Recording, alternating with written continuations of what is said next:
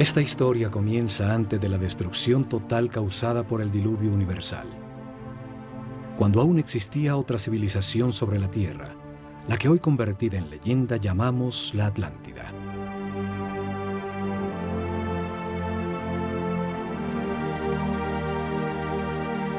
Tenían una sabiduría producto de la evolución de la conciencia del hombre durante miles de años, de las verdades comprendidas sobre el funcionamiento del universo y del proceso que llamamos vida. El estudio de las constelaciones les reveló que la humanidad era una unión viviente entre el cielo y la tierra, que las estrellas y los soles la afectaban, formando estaciones, ciclos y ritmos.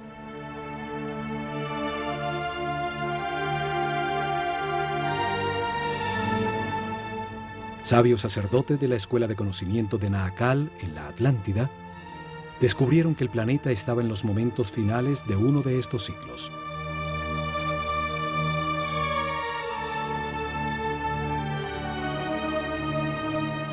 Advirtieron sin ser oídos que una catástrofe inminente destruiría las estructuras que organizaban la vida del hombre.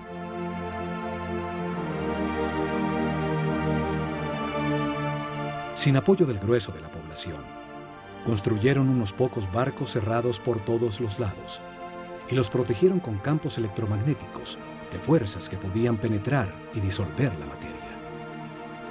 Dirigidos por el sumo sacerdote Chiquitet Arelish Bomalites, subieron a bordo con sus familias, unos pocos instrumentos, algunos animales domésticos, y hacia el este se alejaron de la Atlántida.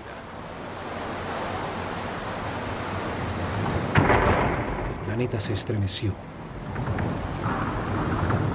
Los cielos se derritieron y las aguas arrasaron los continentes, borrando casi todo rastro de su civilización.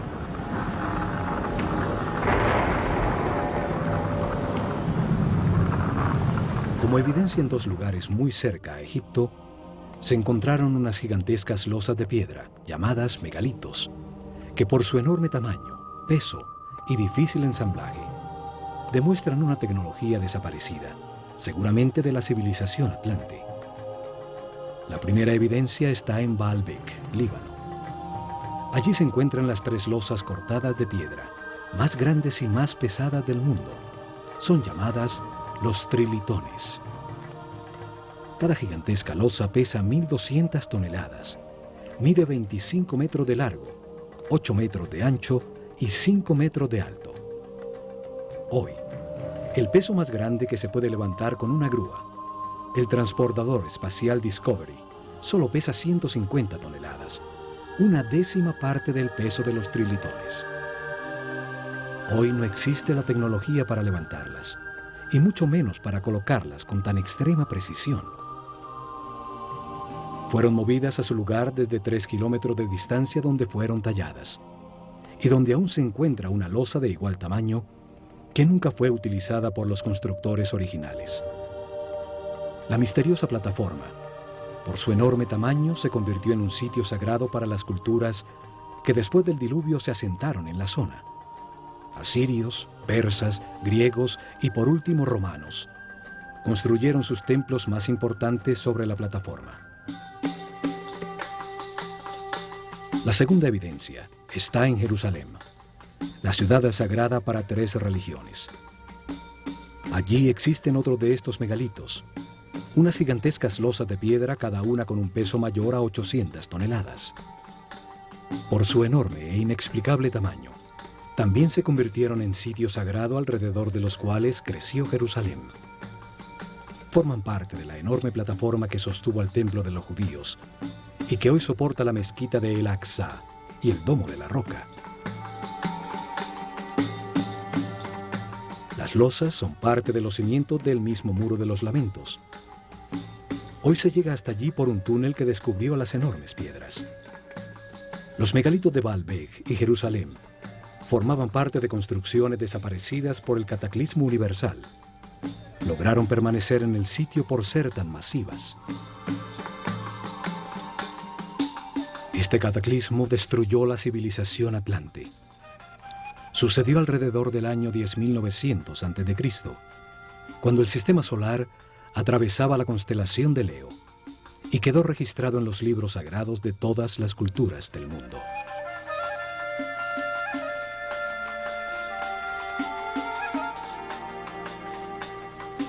Cuando el equilibrio se recuperó, los sacerdotes sobrevivientes al cataclismo desembarcaron en el centro de la superficie terrestre, en el sitio donde sabían que confluyen las fuerzas telúricas del planeta.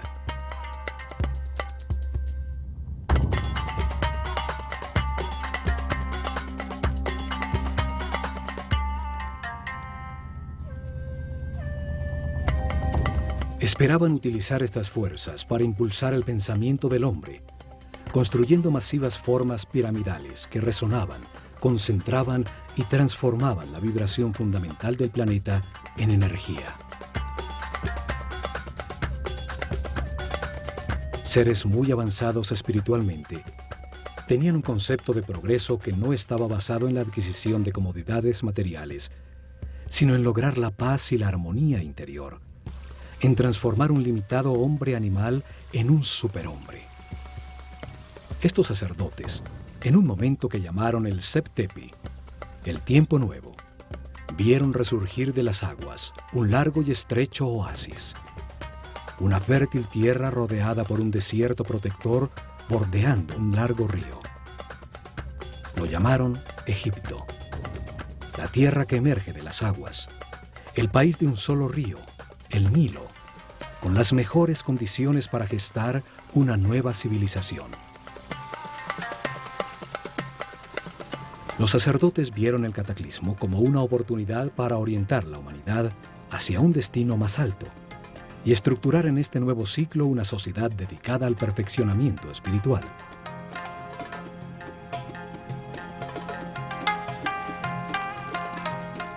La Esfinge demuestra los enormes ciclos de tiempo que consideraban en sus planes.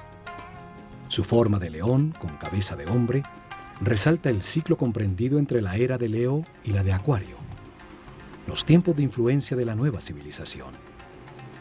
Veían la vida como un proceso diseñado por Dios, en el que el hombre reencarna sucesivamente para perfeccionarse y ascender en las jerarquías del universo.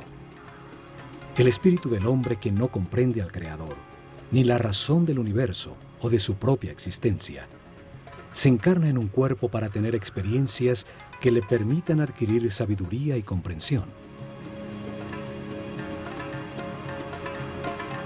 En el sitio donde reencarna y experimenta todo, tiene dos extremos opuestos.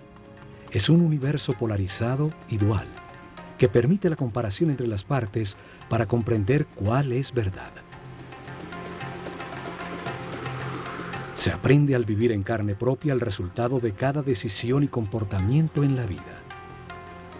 El sufrimiento permite entender la felicidad. La angustia permite entender la paz. A lo largo de muchas vidas, de comparar los dos extremos se comprende que lo único verdadero está en el centro, en la neutralidad del amor.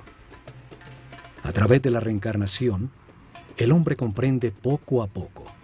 Se transforma en un ser respetuoso de todo lo que existe, comprende que todo tiene su función, acepta que todas las circunstancias, aun las más difíciles, son perfectas, pues son lecciones para el perfeccionamiento espiritual.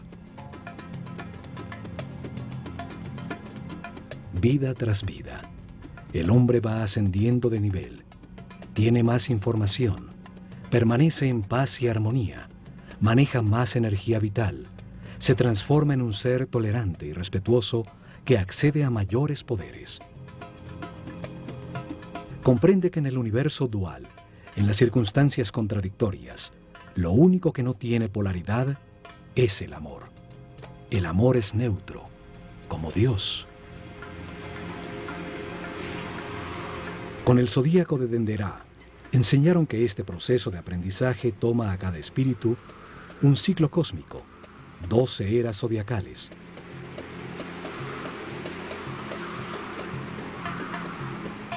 Un giro completo del sistema solar, recibiendo la radiación de cada una de las 12 constelaciones.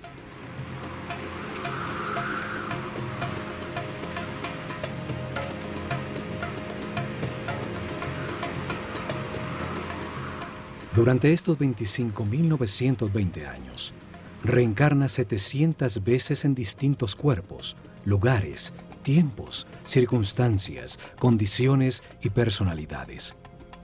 En cada vida aprende algo distinto. Cada vez nace influenciado de distinta manera por las fuerzas que irradian las estrellas. Así, todo ser vivo cumple un ciclo cósmico, en el que recibe la energía de las 12 constelaciones, la influencia de los cielos, que marcan ritmos y producen distintos estados. Conociendo la relación de este proceso de aprendizaje, de las vidas del hombre en la Tierra, con el movimiento del planeta y del sistema solar, a través de las constelaciones, rigieron sus planes por las estrellas. Estructuraron un método para revelar información sobre Dios, el universo y el proceso de perfeccionamiento durante miles de años. Una forma para mostrar al hombre qué es la vida y para qué existe. Establecieron unas fases para revelar información sobre Dios a su pueblo. Unas etapas que cambiarían con las eras zodiacales en la bóveda celeste. Épocas dedicadas a estudiar cómo Dios creó el universo y luego la conciencia del hombre. Cada fase de la revelación estuvo dirigida por un centro religioso que se construyó a lo largo de la columna vertebral de Egipto, el Nilo. Actuaron como los chakras o centros de transformación y distribución de energía e información al cuerpo del país.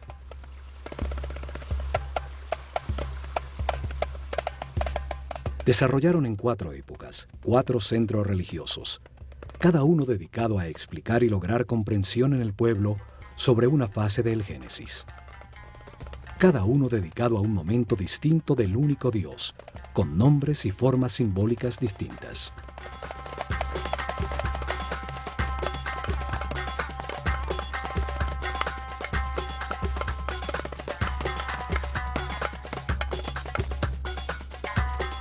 El primer centro religioso fue establecido en Anu, llamada Heliópolis por los griegos, al comenzar la era de Géminis en el año 6620 a.C., en la época predinástica de Egipto.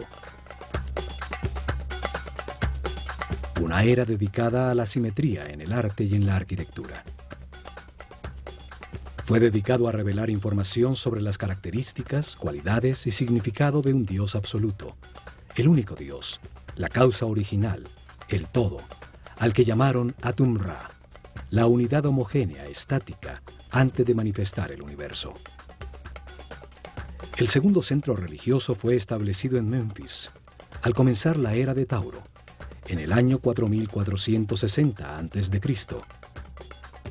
Fue dedicado a revelar información de otro momento de Dios, cuando manifiesta al universo, los planetas y los soles, cuando activa su voluntad, su energía divina y crea la materia. Llamaron Ptah a esta característica creadora de Dios. Durante esta época se nota la influencia de Mentú, el toro que representa la era de Tauro, en todo Egipto, aún en los nombres de los faraones. El tercer centro religioso fue creado en Hermópolis, dedicado a Tot. Así llamaron al único Dios, cuando multiplica la creación sobre la tierra con la diversidad de la naturaleza, las plantas y los animales. El cuarto centro religioso fue establecido en Tebas con la llegada de la época de Aries, el Ram, en el año 2300 a.C. Fue dedicado a revelar información sobre las características, cualidades y significado de Dios cuando crea a su imagen y semejanza la conciencia del hombre. Lo llamaron Amón-Ra. En esa época se da el momento culminante de la civilización. Se construyen cientos de templos donde las figuras de carneros predominan y los faraones incorporan Amón y Ram a su nombre.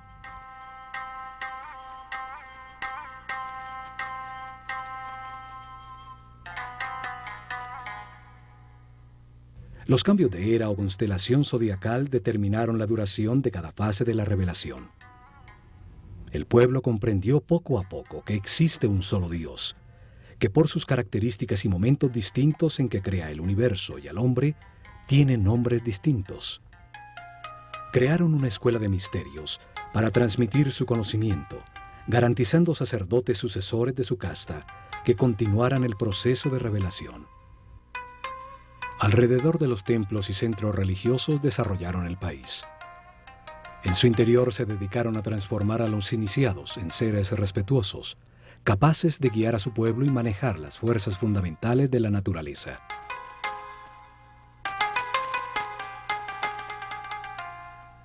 Escogieron sus discípulos entre todos los niños de Egipto por el nivel de conciencia y de sensibilidad que demostraban, dándoles la posibilidad de dedicarse a una vida de sacerdocio.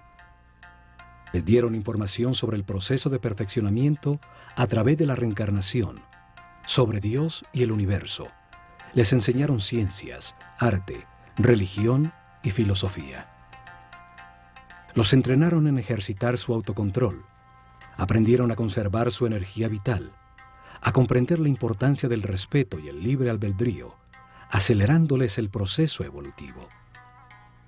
Los convirtieron en los sucesores de su casta, sacerdotes con el conocimiento y el poder que éste produce, y la misión de guiar al pueblo en un camino de perfeccionamiento general. Se han encontrado estatuas de sacerdotes, unas saliendo de un cubo, otras representados como escribas, seres con el conocimiento. A unos pocos le adicionaron a su nombre la palabra Hotep, que significa sabio, como Amenhotep o Amenhotep, hijo de Apú, como reconocimiento a su sabiduría.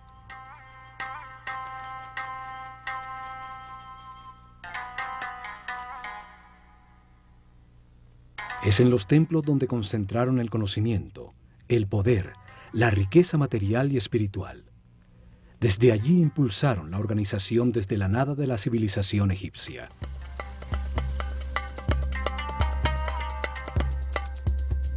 Utilizaron el ojo de Horus como símbolo de esta cerrada organización de sacerdotes, que dirigió los destinos de Egipto por miles de años, desde las sombras detrás del faraón.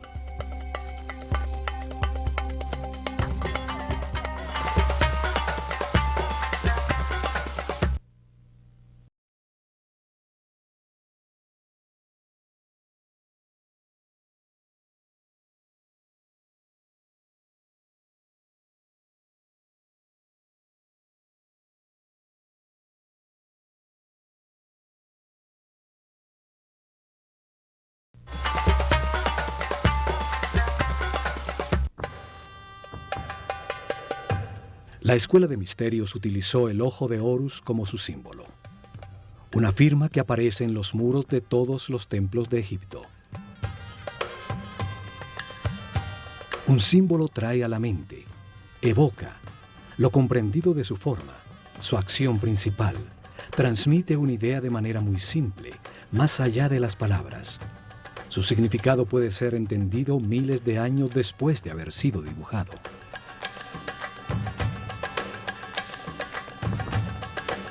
Los ojos son el sentido del sol, el origen de la vida. Actúan percibiendo su luz y las vibraciones de color. Transmiten a la mente la intensidad y la fuerza del fuego. Los ojos son las terminaciones nerviosas que perciben la voluntad divina, la intensidad de la luz, la fuerza de Dios que los egipcios llamaban Fi. La fuerza que condensa el espíritu en la materia, dando lugar al universo, el sitio de experimentación de la conciencia. Son los únicos nervios que salen a la superficie del cuerpo y que podemos observar en su funcionamiento vital. Florecen dentro de esferas llenas de un líquido blanco cristalino.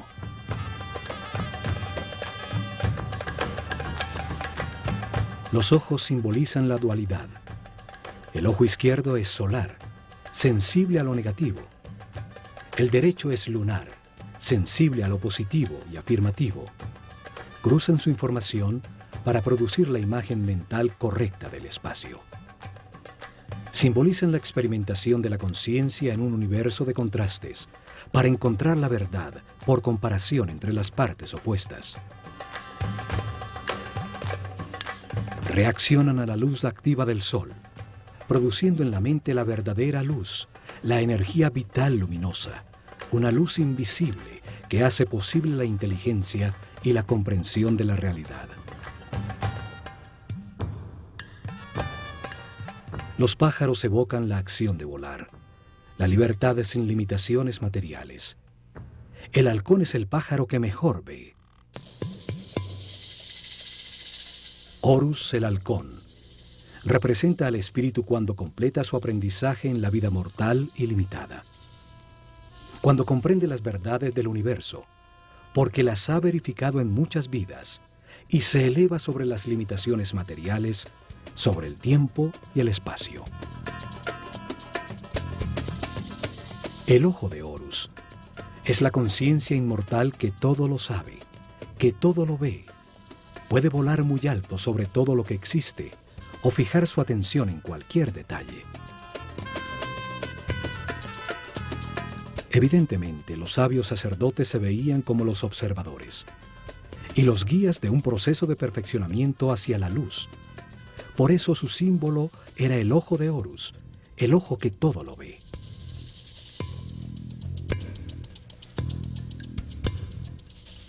Desde los templos, los sacerdotes del ojo de Horus guiaron en paz y armonía el perfeccionamiento espiritual del pueblo, revelando información sobre Dios, el universo y el proceso que sufre la conciencia del hombre.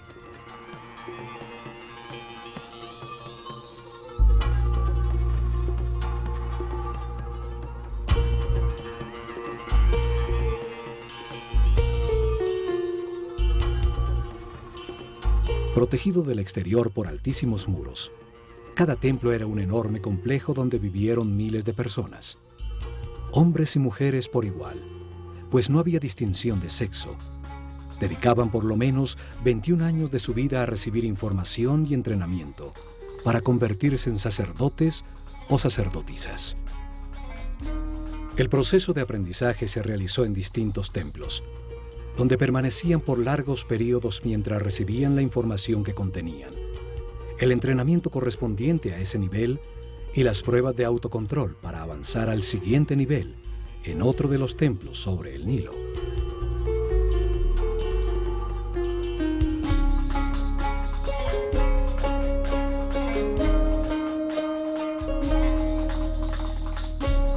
Cada templo fue una biblioteca viva con información especializada.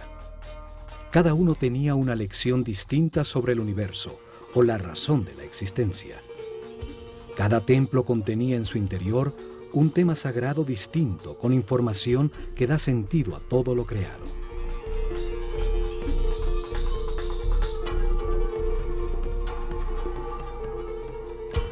El nivel básico se realizaba durante los primeros 7 años, cuando recibían información general sobre el universo y entrenamiento para manejar los centros energéticos más bajos del cuerpo.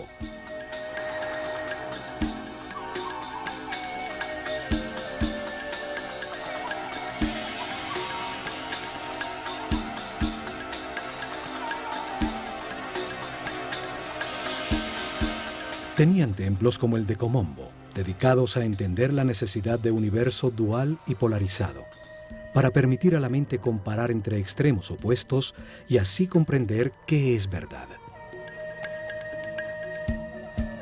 En su interior aprendieron a controlar el miedo a perder, a entender que se tiene lo que corresponde en cada vida para vivir las experiencias de aprendizaje que se necesitan. Tenían instalaciones para despertar el miedo a la muerte, aprender a controlarlo y entender que la muerte es solo un paso a otra experiencia de aprendizaje. En túneles con agua y cocodrilos, grandes alturas, sitios cerrados con serpientes, los iniciados probaban su determinación. Allí recibieron información para superar el miedo a ser abandonado, los instintos de agresión y defensa, a entender la existencia de programas mentales inconscientes que generan reacciones automáticas para poder controlarlos. En el templo de Luxor, en Tebas, se transmitieron los conocimientos que tenían sobre el funcionamiento del cuerpo y entrenamiento para lograr que la conciencia no se identificara con él.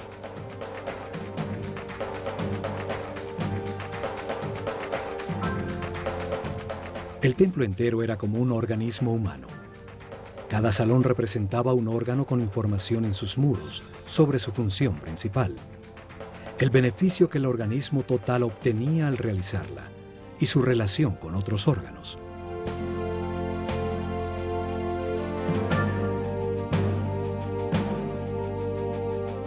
En su interior realizaron ejercicios de concentración y de movimiento, guiando su mente a cada órgano, hasta que hicieron consciente el cuerpo entero y lo manejaron a voluntad como un excelente instrumento.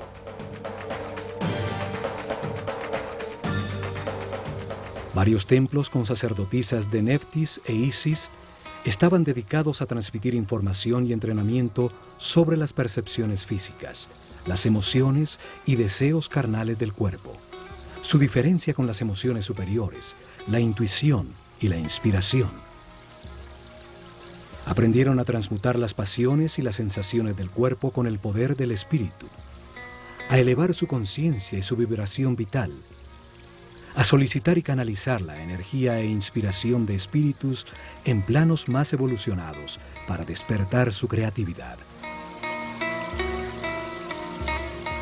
Muchos templos como el de Hathor, en Dendera, estaban dedicados a las ciencias, a la astronomía, a la astrología y a las matemáticas. En su azotea se dedicaron a registrar los cielos, a entender las distintas energías que emite cada constelación y los efectos que produce.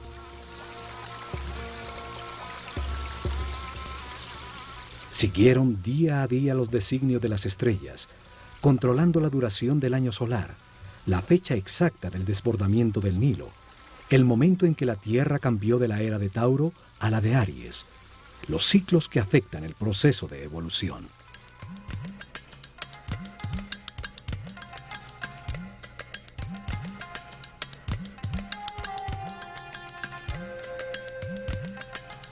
Luego de recibir información dirigida a la razón y entrenamiento para controlar sensaciones, emociones y pensamientos, dedicaban otros 7 años al lado derecho del cerebro, a la inteligencia del corazón, a encontrar la diferencia entre el pensar y el meditar.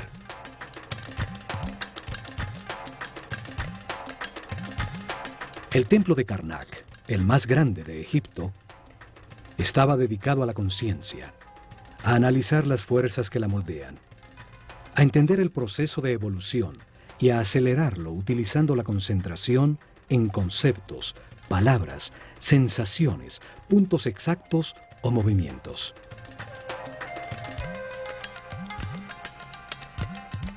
Aprendieron a concentrarse en sí mismos, a diferenciar entre el yo superior y el ego, a identificarse con un ser u objeto externo hasta sentir y transformarse en lo que se piensa.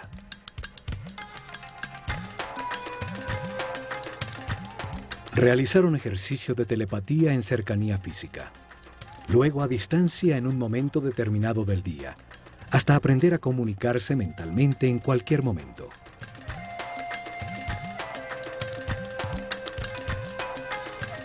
Recibieron información sobre el tiempo y entrenamiento para vivirlo como un eterno presente.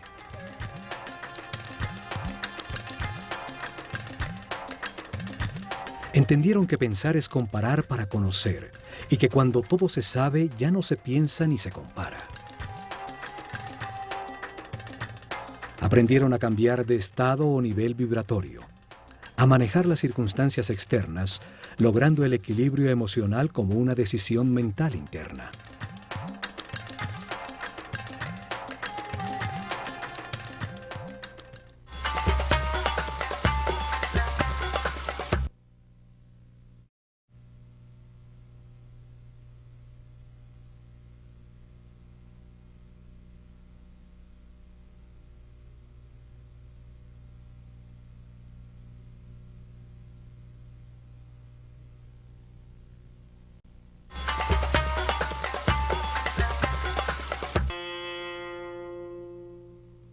Cada templo contenía 3 niveles de información. Era una manera para revelar información simultáneamente a hombres con distintos niveles o estados evolutivos.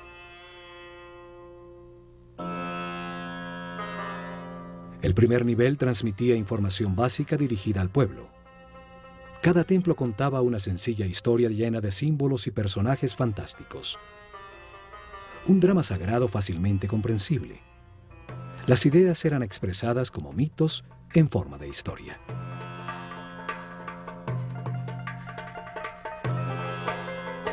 El mito, la historia fantástica, fue utilizada como un método para revelar al hombre un mundo que solo entiende imperfectamente. Los mitos cobran vida con solo creer en ellos.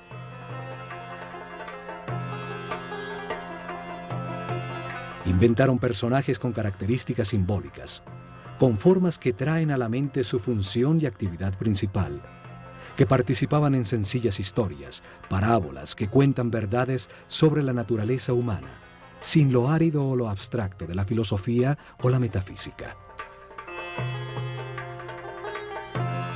El pueblo recibió información sobre cada tema sagrado al escuchar la historia central de cada templo, al conocer las debilidades y fortalezas de cada personaje, las circunstancias que atraviesa y la manera como se resuelven.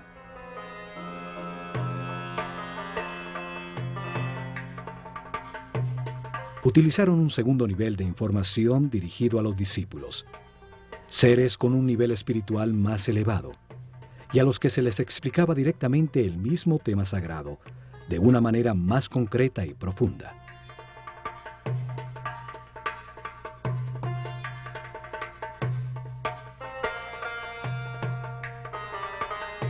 Para ello utilizaron las escenas descriptivas del mito, talladas en los muros del templo. Se les explicaba a cada personaje lo que simboliza en el universo, la parte del proceso de perfeccionamiento que representa, el porqué de su forma, su comportamiento y su función principal.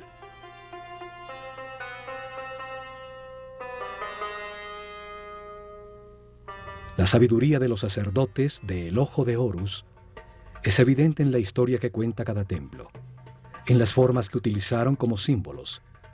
El solo verlos trae a la mente la acción vital que representan o la cualidad que se gana al hacerla. Al utilizar hombres con cabeza de animal como símbolos, los transforman en ideas que evocan la característica vital del animal. Traen a la mente la función que el animal cumple en el universo.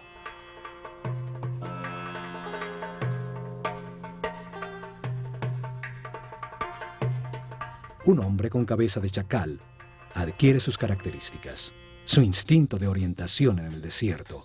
Siguiendo sus huellas, siempre se llega a tierra cultivada. Es entonces un excelente guía. Cada símbolo evoca una comprensión.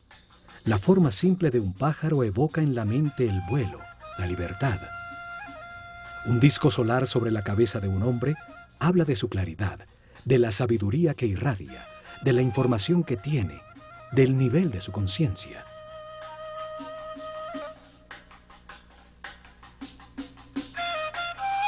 Estudiaron detenidamente los animales e insectos.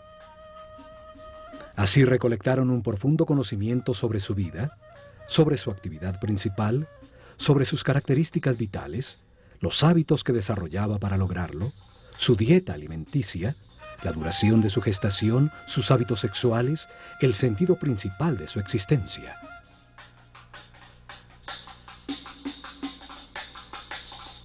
Escogieron los animales más idóneos para representar una acción vital y lo que logra el universo cuando se ejecutan. El proceso del gusano que se arrastra y teje para luego transformarse en mariposa.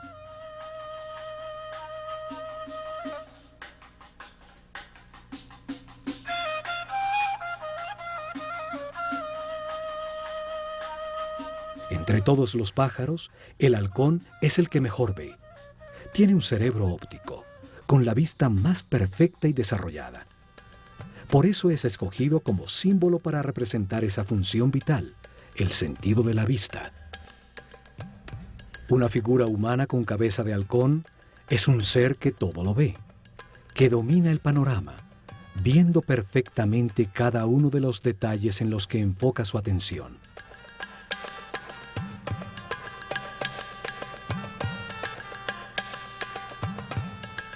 Estas figuras llamadas dioses o néteres por los egiptólogos que creen que Egipto era politeísta y que adoraba a los animales. Solo representan una acción vital, un comportamiento que transforma y perfecciona. Cada acción importante de la vida tiene un símbolo que la representa. Comunica la transformación que ocurre en la esencia del individuo que la ejecuta, lo que se obtiene. Un par de brazos indican adoración, unas piernas la acción de caminar, una boca la acción de hablar.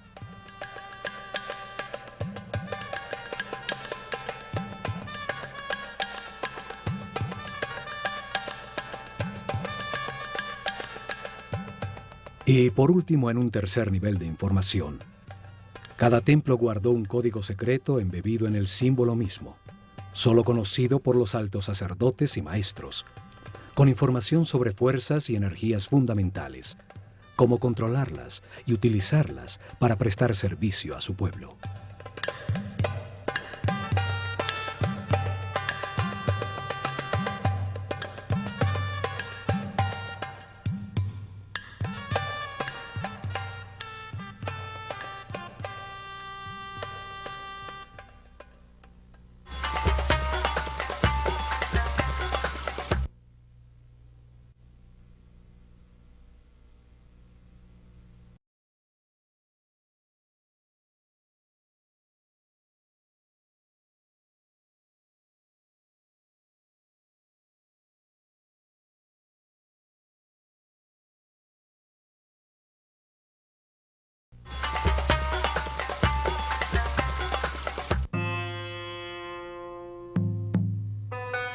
En templos como el de Horus en Edfu, el sumo sacerdote dirigió a los discípulos más evolucionados a desplazar su conciencia en el tiempo, abriendo el inconsciente para revivir y comprender las vidas pasadas en su proceso de reencarnación. El sumo sacerdote siempre fue un ser muy avanzado en el camino espiritual. No se identificaba con el cuerpo, conocía perfectamente su funcionamiento y qué energías utilizar para equilibrarlo.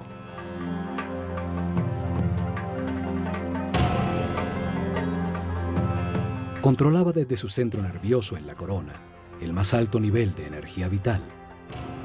Permanecía en un eterno presente irradiando amor, guiando y sirviendo con su divino poder.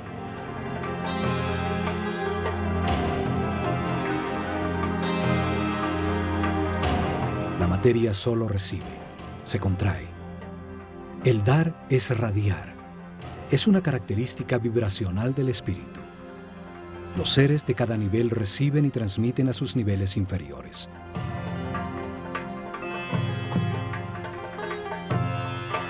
En sus salones entendieron que la realidad está compuesta de 7 niveles de energía vibracional, 7 corrientes energéticas con 7 distintos niveles de poder o fuerza.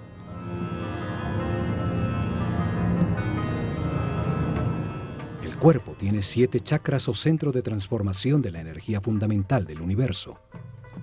Cada ser humano en su vida presente utiliza uno de esos 7 centros dependiendo del nivel de evolución de su conciencia. A mayor comprensión del universo, más respeto, más alto el chakra o centro nervioso que utiliza para transformar la energía. Mayor cantidad de energía procesa diariamente y más poderes trascendentales tiene. El sumo sacerdote podía controlar las fuerzas fundamentales por el altísimo nivel de energía vital en que permanecía su organismo. Su sistema neural tenía una resistencia correspondiente con ese nivel de energía.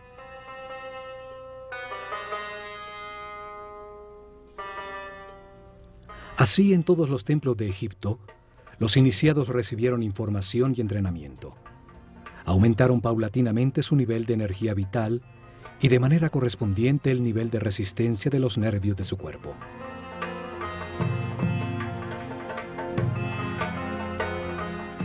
Aprendieron a mantenerse en paz, armonía, a respetar todo lo que existe, a aceptar la perfección del universo para conservar sus niveles de energía vital en el camino de perfeccionamiento que lleva a la omnipotencia, al control de fuerzas y energías superiores.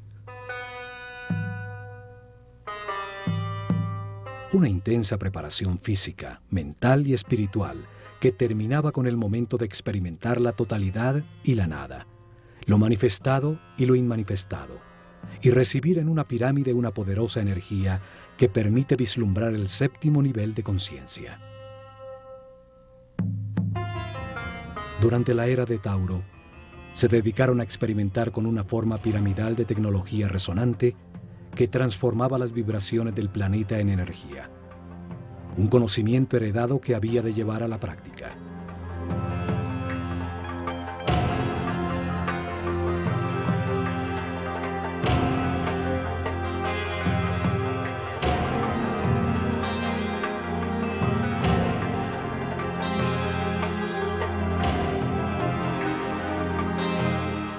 Colocaron masivas formas piramidales que pesaban millones de toneladas en puntos neurálgicos sobre la malla electromagnética del planeta. La masa piramidal, que contenía millones de partículas de cuarzo, vibraba con la Tierra, produciendo energía por la fricción de sus moléculas, en un fenómeno que hoy llamamos piezoeléctrico. Construyeron muchas pirámides, hasta llegar al modelo que funcionaba perfectamente en la pirámide de Keops. En sus corredores, galerías y cámaras, transformaron esa energía en sonido, haciendo vibrar en niveles cada vez más altos el iniciado física, mental y espiritualmente preparado. Esta fuerza impulsaba la mente del hombre a percibir otras dimensiones, logrando estados especiales de conciencia. Con esta ayuda externa, los iniciados vislumbraban el séptimo nivel de conciencia. Regresaban recordando el éxtasis obtenido, las verdades verificadas, para transmitirlas a sus compañeros con sus palabras y acciones. En sus meditaciones posteriores obtendrían nuevamente ese estado de unidad sin movimiento, hasta que se consolide esta situación definitivamente y se encuentren de manera permanente en estado de Dios-hombre, siempre radiando energía positiva de amor.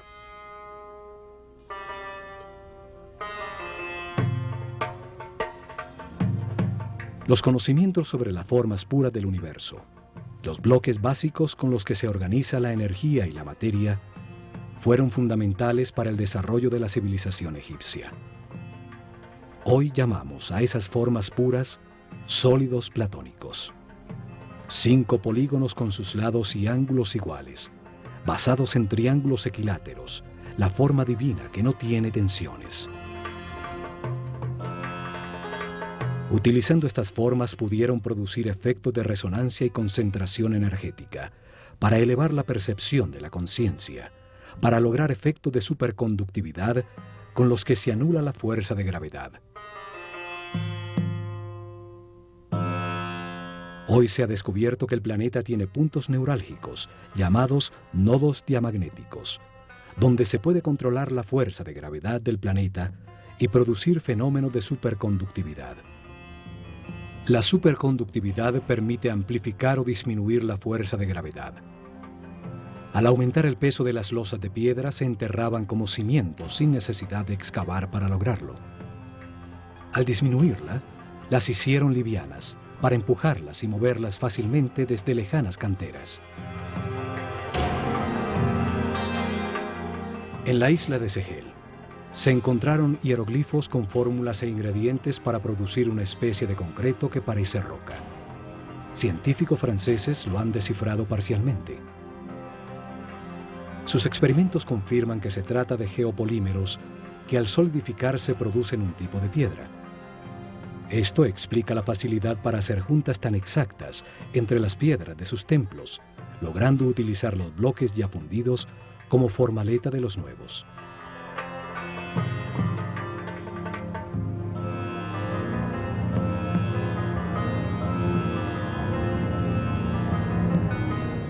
Pero lo más importante fue su visión de que la vida es un proceso diseñado por Dios para ampliar la conciencia del hombre. Que el espíritu del hombre se encarna repetidamente en un cuerpo para comprender la armonía por los resultados de sus decisiones.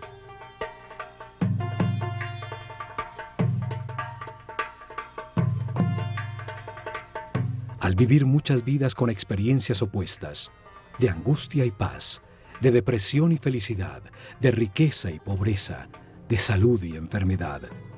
Comprende la razón de su existencia y termina con las limitaciones materiales, transformándose en un superhombre inmortal.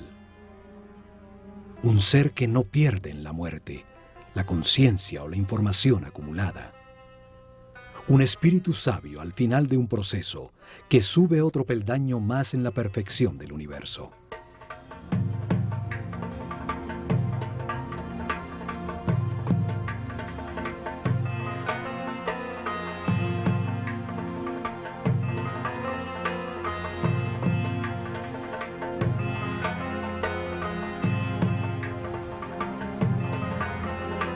El hombre reencarna muchas veces.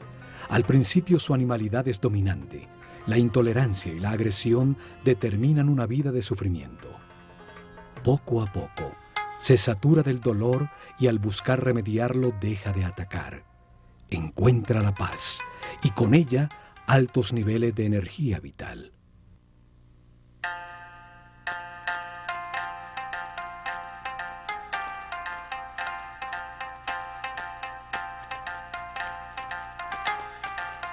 Con la información del proceso de perfeccionamiento y de las leyes que lo regulan, los egipcios mejoraron su vida. Aceptaron los momentos difíciles como parte de su camino de aprendizaje, logrando permanecer en paz y armonía.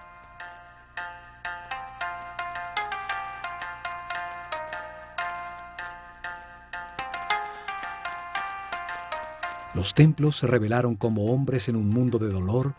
Podían transformarse en seres sin limitaciones físicas, con conocimientos para transmutar la materia y trasladarse libremente en el tiempo y en el espacio. En medio de las contradicciones de cada vida se aprende algo y se renace un poco más sabio. En la polaridad entre la luz y la oscuridad, entre el miedo y el amor, se aprende a encontrar la paz y la armonía, a mantener la energía vital.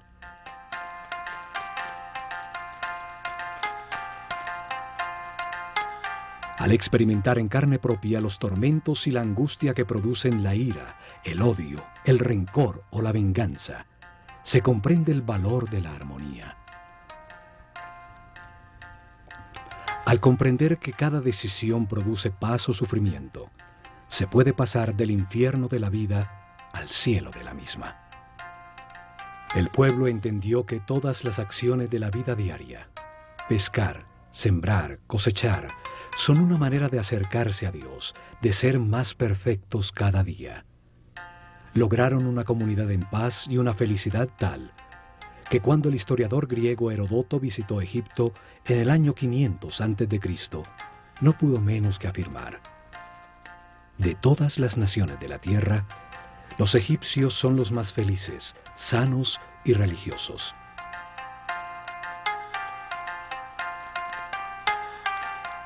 Sin embargo, no tenían una palabra en su idioma que significara religión. No veían ninguna diferencia entre lo sacro y lo mundano. Se veían como los encargados de comprender que Dios, el universo y el hombre forman una unidad manifestada por amor.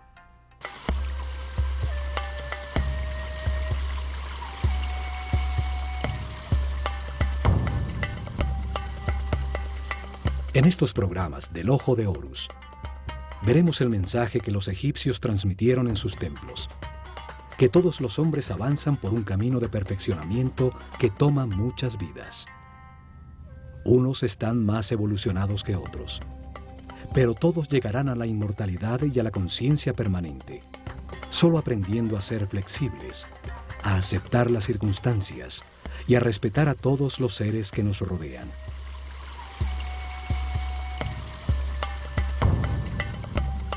El camino puede ser de sufrimiento o de paz y armonía. Depende que se valore lo que se tiene y se agradezca la oportunidad de estar vivos para tomar conciencia que fuimos creados por amor.